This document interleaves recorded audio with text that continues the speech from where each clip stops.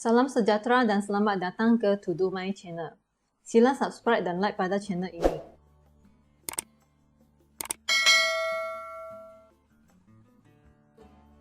Hari ini kita akan bincang latihan buku teks matematik KSSM tingkatan 4, iaitu latihan praktis kendiri 1.1F pada muka surat 23. Okey, mari kita mula.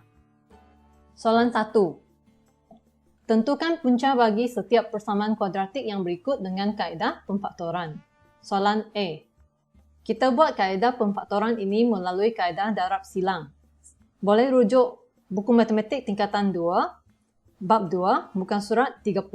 Lepas itu, kita akan dapat jawapan seperti ini. Mungkin ada yang dah lupa macam mana nak dapat jawapan ni, iaitu X tolak 5, kurungan pertama, kita sama dengan sifar. Lepas itu kita pindahkan nombor ke sebelah kanan, jadi X sama dengan 5. Seperti jawapan ini. Kemudian kurungan kedua, X tambah 2, samakan dengan sifar. Pindahkan 2 ke sebelah, so kita akan dapat X sama dengan negatif 2 sebagai jawapan yang kedua.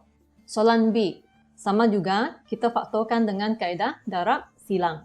Lepas tu kita akan dapat jawapannya X sama dengan 2 atau X sama dengan 8. Soalan C, kita buat kaedah darab silang dahulu, kemudian kita akan dapat jawapan dia X sama dengan 2/3 ataupun X sama dengan 1. Soalan D, untuk persamaan kuadratik ini didapati terdapat faktor sepunya. Jadi kita kena ringkaskan persamaan ini dahulu, iaitu setiap satu ini kita bahagi dengan 2. Jadi persamaan kuadratik ini akan dapat diringkaskan menjadi yang kedua ini. Kemudian kita buat dengan kaedah darab silang, dapat bentuk ini, dan akhirnya jawapan dia X sama dengan 2 ataupun X sama dengan negatif 6. Soalan E, kita buat kaedah darab silang, lepas tu jawapannya akan dapat X sama dengan 3/2 ataupun X sama dengan negatif 3. Begitu juga dengan soalan F, kita buat dengan kaedah darab silang untuk dapatkan faktor-faktornya. Lepas itu, jawapannya adalah X sama dengan negatif 5/4 ataupun X sama dengan 2. Soalan G, kita buat kaedah darab silang untuk dapat faktor-faktornya seperti biasa. Kemudian kita akan dapat jawapan dia X sama dengan negatif 7/3 atau X sama dengan 2. Tolong abaikan bahagian yang berwarna merah ini dahulu. Soalan H, yang ini kita kena gunakan kaedah FSTB, faktor sepunya terbesar. Boleh rujuk buku teks tingkatan 2, bab kedua pada muka surat 28. Di mana nanti kita akan dapat faktor-faktornya adalah X darab dengan X tolak 5 dan jawapan dia adalah X sama dengan sifar atau X sama dengan 5. Soalan I, untuk yang ini, kaedah pemfaktorannya kita gunakan identiti pemfaktoran. Sila rujuk buku teks tingkatan 2, bab 2, muka surat 30. Di mana ia boleh ditukar ke dalam bentuk X kuasa 2 tolak 2 kuasa 2 dan dia boleh dipisahkan lagi menggunakan kaedah identiti pemfaktoran. Oleh itu, jawapan dia X sama dengan 2 ataupun X sama dengan negatif 2. Sekarang cikgu akan memperkenalkan cara untuk mencari jawapan menggunakan kalkulator. Kita on kalkulator, setkan dia dulu, tekan mod 3 kali, pilih nombor 1 iaitu EQN, tekan butang bulat ke sebelah kanan, pilih degree 2. Soalan akan tanya apakah nilai A. Rujuk soalan G, A dia adalah negatif 3. So, key in negatif 3. B adalah negatif 1. Key in, tekan sama dengan, key in negatif 1. Key in sama dengan, nilai C itu adalah 14. So, kita tekan 14, tekan sama dengan. Yang ni kita kena tekan butang ini untuk tukar kepada pecahan. Shift ABC. So, jawapan dia adalah X sama dengan negatif 7/3. Tekan butang sama dengan sekali lagi, jawapan kedua adalah X sama dengan 2. Jadi yang ini kita pindahkan penyebut dia 3 ke sebelah, dia akan menjadi hasil darab iaitu 3X. Lepas itu, pindah lagi negatif 7 ke sebelah, dia akan menjadi positif 7. So, ini adalah salah satu faktornya, yaitu faktor di sini. Kemudian untuk X sama 2 ini, kita kena darab dengan negatif 1 di kedua-dua belah. Kenapa? Sebab nilai A di sini adalah negatif. Jadi kita kena buat pengubahsuaian. So, bila kita darab dengan negatif di sini, positif X ini akan menjadi negatif X. Positif 2 akan menjadi negatif 2. Kemudian kita pindahkan negatif 2 ke sebelah. Kita akan dapat jawapan dia negatif X tambah 2 sama dengan sifar. Jadi ini adalah faktor yang kedua. Itu bahagian ini. Kemudian seperti biasa kita cari jawapannya, iaitu X akan sama dengan negatif 7/3 ataupun X sama dengan 2. Ini akan sama dengan jawapan yang diberikan dalam kalkulator di sini. Perhatikan langkah yang berwarna merah ini, kita kena buat di kawasan lain, pada kertas lain. Sebab langkah ini adalah untuk kita dapat langkah yang sebetulnya seperti ini. Sebenarnya dia mesti ikut urutan seperti ini, dari atas ke bawah ini. Soalan H. Kita boleh key in terus nilai ABC-nya ke dalam kalkulator sebab kalkulator telah disetkan ke dalam mode untuk soalan ini. Jadi untuk ni kita tekan butang sama dengan sahaja. Kita key in nilai baharu A.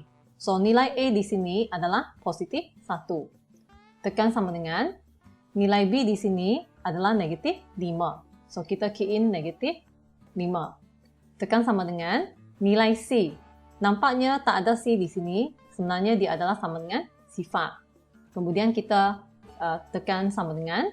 Jadi jawapan X yang pertama adalah sama dengan 5. Tekan sama dengan lagi. X yang kedua adalah sifar. Untuk ini tak payah buat apa-apa lagi. Sebab sebelah kanan memang sudah sifar. Untuk yang ini, X sama dengan 5. Kita pindah 5 ke sebelah kiri. So dia akan menjadi X tolak 5 sama dengan sifar. Untuk masukkan ke dalam persamaan ini nanti, selepas langkah ini, kita ambil sebelah kiri ini sahaja. Jadi, kita dapat faktor X darab dengan X tolak 5 sama dengan sifar. Oleh itu, jawapan dia adalah X sama dengan sifar atau X sama dengan 5. Soalan I. Dengan cara yang sama, kita tekan sama dengan dalam kalkulator. So, kita key in nilai A yang baharu, di mana ia sama dengan 1. Tekan sama dengan, key in B dia. Dalam persamaan ini, tak ada nilai B. Oleh itu, kita key in sebagai sifar. Sama dengan, lepas tu nilai C dia adalah negatif 4. Tekan sama dengan, maka jawapan X yang pertama adalah 2. Tekan sama dengan lagi, X yang kedua ialah negatif 2. Jadi kita pindahkan nombor ke sebelah kiri, kita akan dapat X tolak 2 sama dengan sifar. Yang kedua ini, negatif 2 pindah ke sebelah akan menjadi X tambah 2 sama dengan sifar. Tetapi kita ambil sebelah kiri persamaan ini sahaja sebagai faktor bagi langkah yang kedua. Iaitu kita akan dapat langkah ini. Lepas tu jawapan dia adalah X sama dengan 2 ataupun X sama dengan negatif 2. Soalan 2. Tulis setiap persamaan kuadratik yang berikut dalam bentuk am, seterusnya selesaikan persamaan kuadratik tersebut. Ingat bentuk am bagi persamaan kuadratik adalah AX kuasa 2 tambah BX tambah C sama dengan sifar. Soalan A. Untuk ini kita kena buat pengembangan dahulu. So kita akan dapat M kuasa 2 tambah 2M tolak 3 sama dengan sifar. Lepas itu kita buat kaedah pemfaktoran seperti biasa. Maka jawapan dia adalah M sama dengan negatif 3 atau M sama dengan 1. Soalan B. Sama juga kita buat pengembangan ni. Darab masuk. So, kita akan dapat 33P tolak 6P kuasa 2 tolak 15 sama dengan sifar. Perhatikan, kita susun semula ini supaya P kuasa 2 di depan. So, dia menjadi negatif 6P kuasa 2 tambah 33P tolak 15 sama dengan sifar. Dan nombor-nombor ini mempunyai faktor sepunya. Jadi, kita bahagikan setiap satu ini dengan 3. Dan kita akan dapat persamaan ini. Lepas tu kita buat pemfaktoran seperti biasa dan akan dapat jawapan P sama dengan 1/2 atau P sama dengan 5. Soalan ini ada kaitan dengan soalan 1 tadi di mana kalau A dia negatif di sini, maka kita kena ubah suaikan tanda di sini. Soalan C. Kita pindahkan semua ini ke sebelah kiri dulu. So dia akan menjadi negatif 12 dan positif Y. Lepas itu, disebabkan ini adalah pecahan, kita kena darabkan semua persamaan ini dengan 2 supaya pecahan itu hilang. Jadi, kita akan dapat Y kuasa 2 tambah 2Y tolak 24 sama dengan sifar. Lepas tu kita buat kaedah pemfaktoran seperti biasa. Jawapan dia adalah Y sama dengan 4 atau Y sama dengan negatif 6. Soalan D. Bahagian ni ada pecahan, jadi kita kena hilangkan penyebutnya. Oleh itu, setiap ini kita darab dengan penyebutnya, iaitu darab dengan A. Jadi, persamaan akan menjadi A kuasa 2 tambah 5 sama dengan 6A. Lepas tu kita pindahkan 6A ke sebelah dan susun semula dalam bentuk am. Jadi kita dapat A kuasa 2 tolak 6A tambah 5 sama dengan sifar. Lepas tu kita buat kaedah pemfaktoran. Jawapan dia A sama dengan 5 atau A sama dengan 1. Soalan E sama juga, terdapat pecahan. Jadi penyebut dia adalah K. Kita darabkan dengan penyebut K ini supaya K itu hilang. So kita akan dapat persamaan ini. Lepas itu, kita pindahkan nombor 8 itu ke sebelah kanan, akan dapat persamaan dalam bentuk am ini.